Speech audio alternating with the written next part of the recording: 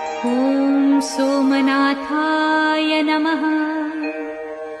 ॐ मल्लिकार्जुनाय नमः। ॐ महाकालेश्वराय नमः।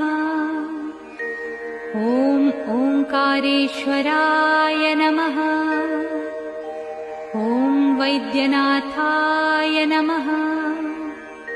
ॐ भीमशंकराय नमः। ॐ रामेश्वराय नमः। ॐ नागेश्वराय नमः।